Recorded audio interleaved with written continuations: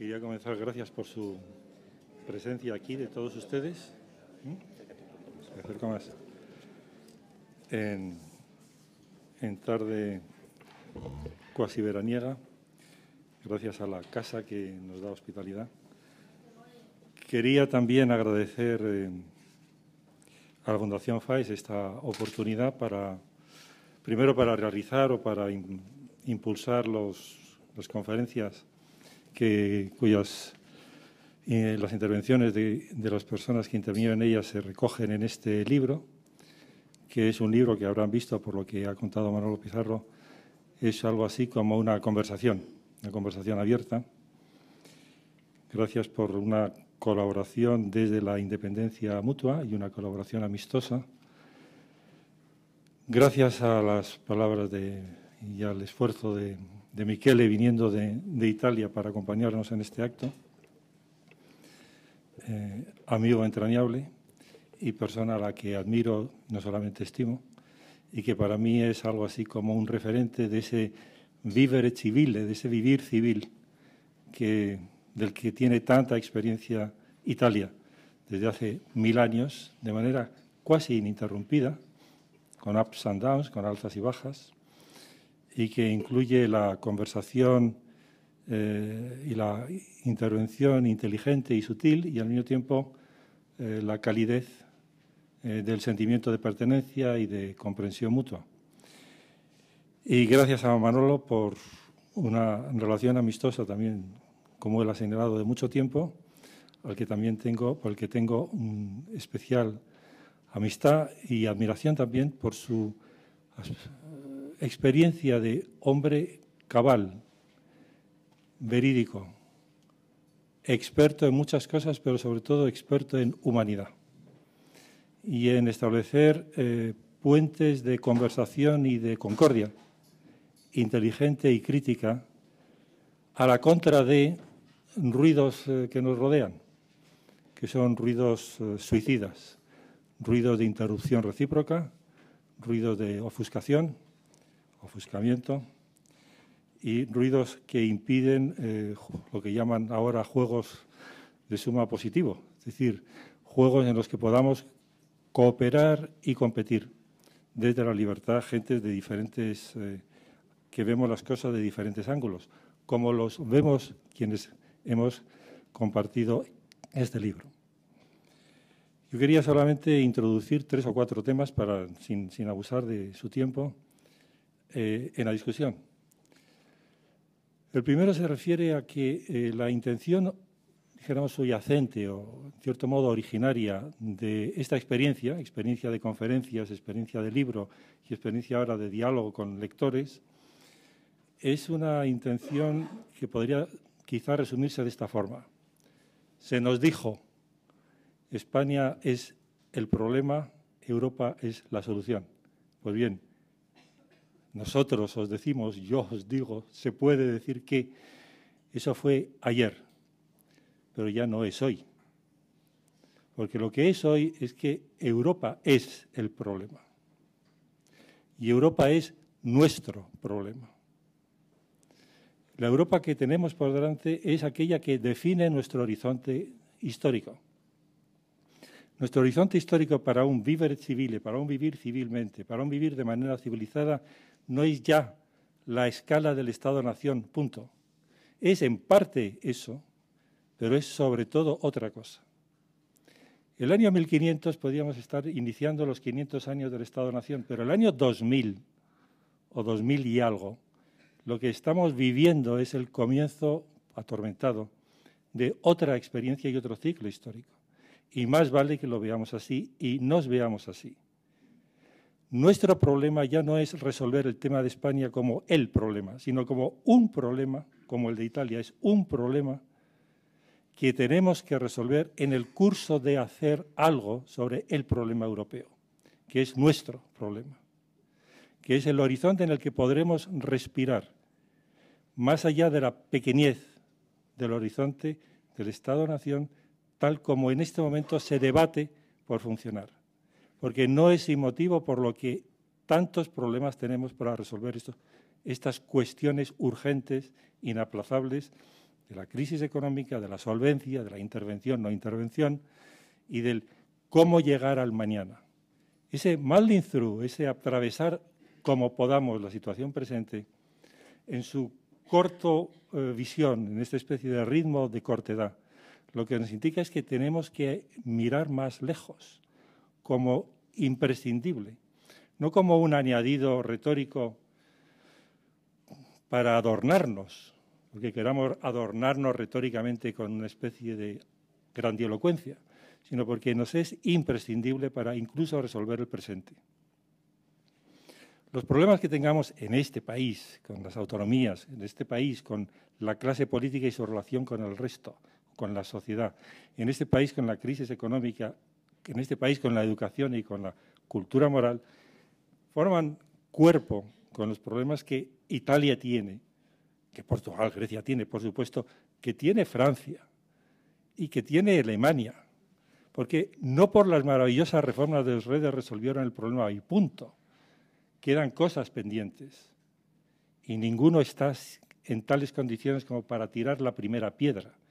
Más bien estamos en condiciones de ser comunidad de hermanos que nos rectificamos fraternalmente, como diría Santo Tomás, por cierto, porque todos hemos cometido y cometemos continuamente errores. De manera que lo que tenemos que hacer es, en este momento, interpretar razonablemente la situación con cierta amplitud.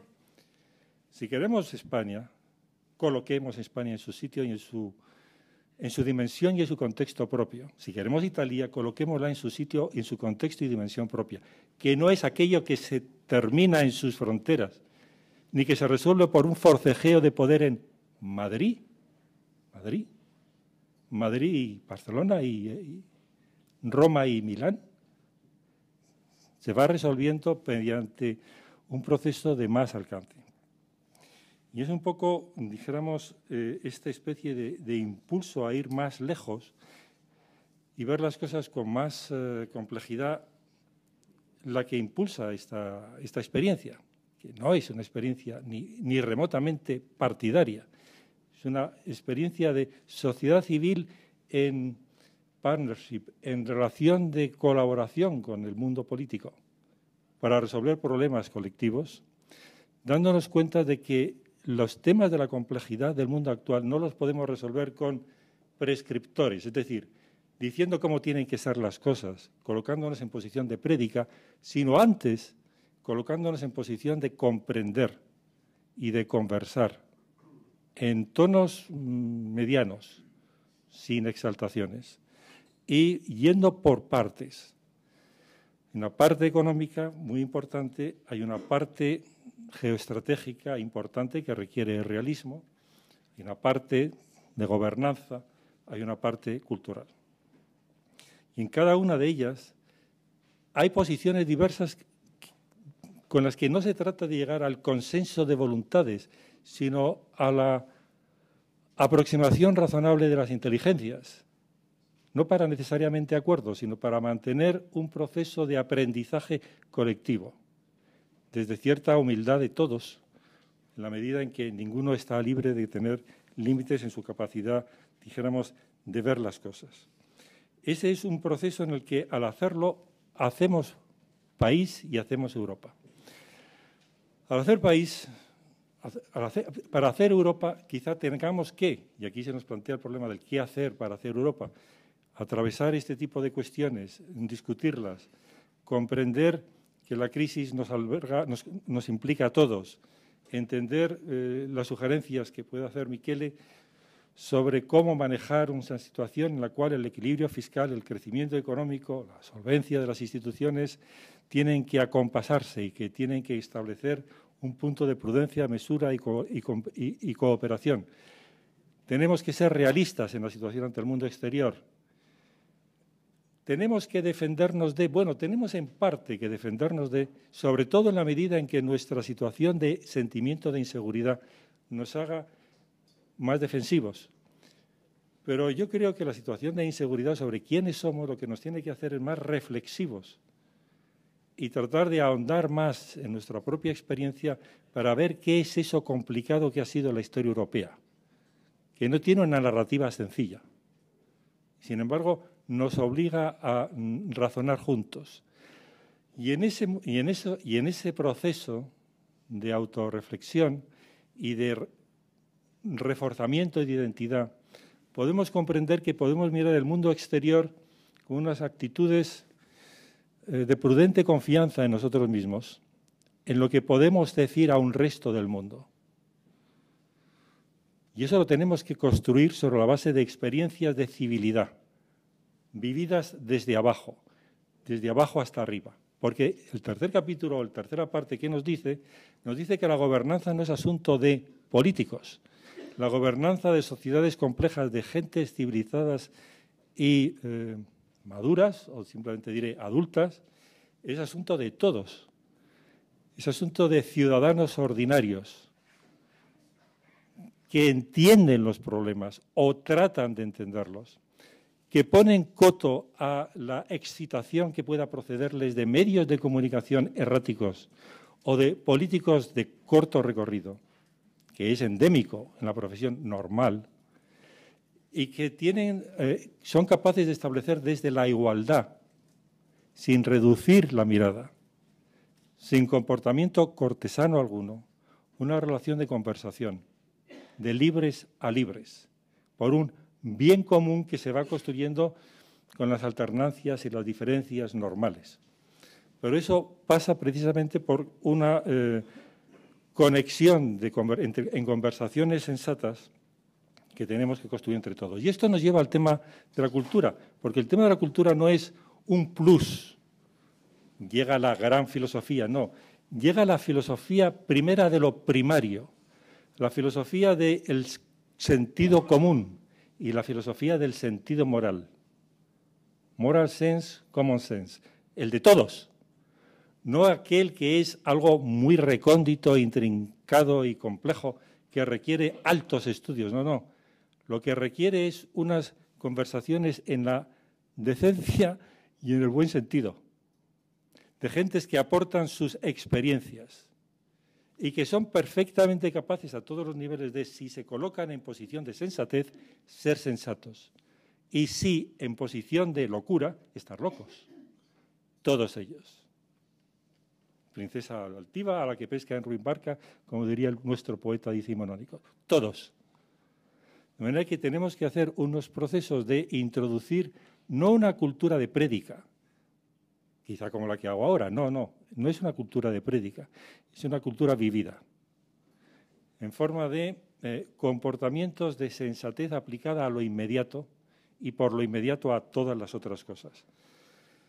Si nosotros tenemos una situación en la cual sociedades, no solamente la española, no, varias sociedades europeas, se encuentran con que las gentes se educan regularmente, no saben el inglés necesario para comunicarse con el mundo, tienen inseguridad en sí mismos y se quedan agarrados a la familia, a la casa paterna, materna, para todos los siglos. No se asocian unos a otros, no tienen confianza en otros, no desarrollan su inteligencia, no se expresan a través de actividades artísticas que son buscar la belleza por sí misma y no por una utilidad segunda. Si no hacen ninguna de estas cosas una y otra vez, lo que nosotros al final tenemos son gentes cuya capacidad para ser ciudadanos es modesta, cuya capacidad para rectificar los excesos de los oligarcas de turno es mínima y de la que además salen élites de poco recorrido en todos los niveles y en todos los sectores. Políticos ofuscados, políticos ruidosos, élites económicas con una filantropía de salón, élites culturales alicortas, porque todo va ligado. De manera que tenemos estas tareas por hacer para resolver esos problemas tan prácticos de la crisis. Bueno, pues el tema de la crisis, llamámoslo transparency, accountability, bueno, lo que requiere es tener sentido de los límites, ver hasta dónde se llega. La democracia real de la que hablaba Michele significa mirar con cuidado no solo el diseño macroinstitucional de tenemos libertad, claro, tenemos constitución, claro, solo faltaba, podíamos no tenerla, tenemos, pero hay que ver las reglas a pie de obra, porque con ese mismo marco institucional la justicia puede demorarse 10 años. Las cosas pueden demorarse indefinidamente. Las inspecciones, los organismos reguladores y supervisores pueden no decirnos lo que supervisan y regulan, pueden no supervisarlo incluso, pueden retrasarse mucho en la supervisión, pueden retrasarse años en la supervisión. Y todo ese conjunto crea opacidad, crea las bases de una corrupción y de una corruptela permanente que nos lleva, si no a la catástrofe, a esa especie de entropía y caos gradual, en la cual las cosas se van perdiendo, haciendo más mediocres y además más malas, porque no es solamente un tema de más o menos inteligencia, sino también más o menos amistad. Si no hay amistad, lo que hay es envidia. Y si lo que hay es envidia, no tiene sociedad civilizada, no tiene referencia a eso. No puede vivir con un surplus de envidia, no puede vivir, tiene que rectificarse. De manera que esa cultura no es una cultura de prédica o de homilía, sino que es una cultura incrustada en la situación. ¿Eso qué requiere al final? Naturalmente, cuando se trata de tener una conversación para poner orden en el mundo, algún tipo de orden, el que penosamente podamos encontrar al final es para ponerlo de verdad, no solamente para vislumbrarlo. De manera que algunas cosas habrá que hacer.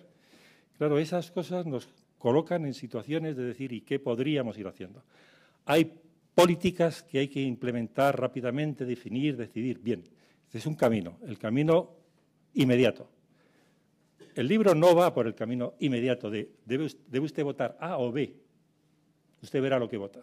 Este libro no va en dirección de decirle qué tiene que votar.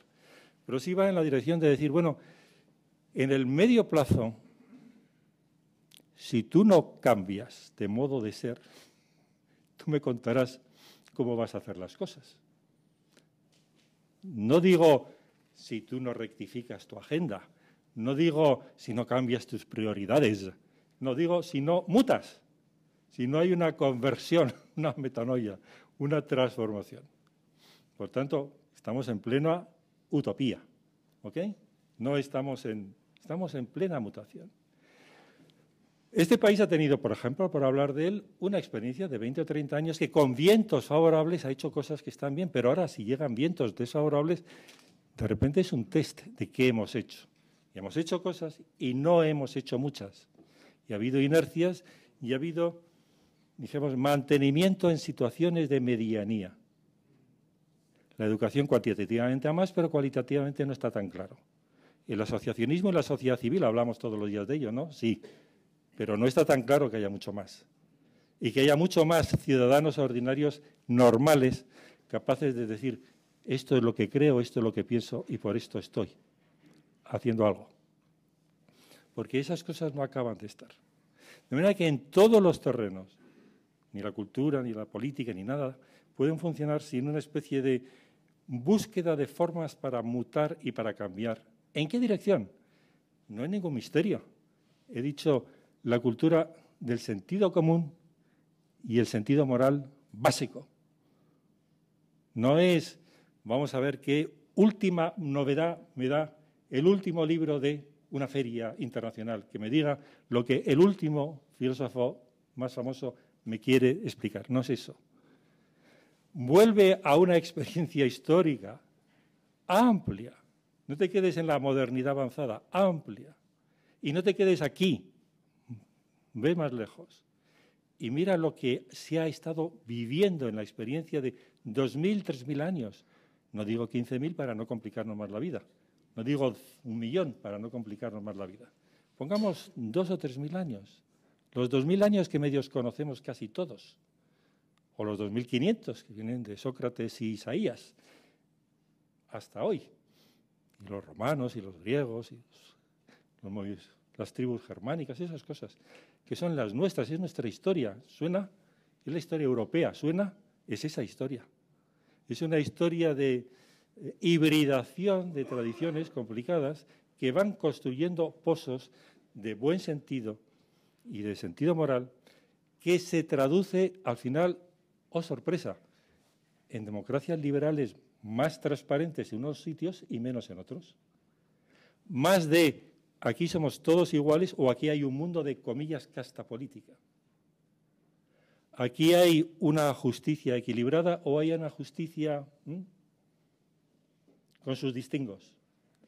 ¿Aquí hay una economía de mercado más abierta y más responsable y con sus componentes de civilidad incorporados? ¿O no? O lo que hay aquí es un aprendizaje de capitalismo salvajillo, por no llamarle salvaje. Salvajillo. ¿Qué es lo que hay? Y no hay que mirar tan lejos para comprender que nosotros los euromediterráneos podemos aprender mucho de nuestros hermanos euroescandinavos, euroholandeses, euroletones, euroalemanes. Y que no nos podemos colocar en posiciones, somos víctimas de, no, sino tenemos que aprender de ellos. No son perfectos, no se trata de eso. No tenemos que rendirles pleitesía, no se trata de eso. Se trata de rectificar nuestras propias posiciones a la vista de experiencias que son buenas prácticas existentes alrededor de nosotros. De manera que la llamada es una llamada no tanto a algo excesivamente lejano, sino a algo que está en nuestro espacio.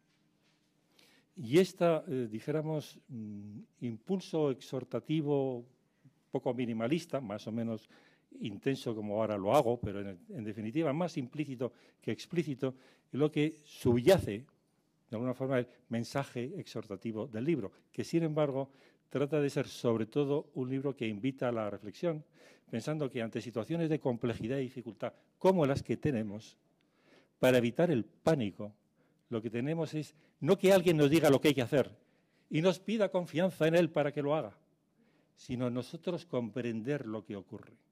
Porque la inteligencia que explica enfría, nos da seguridad en nosotros mismos, nos permite conversar y cooperar.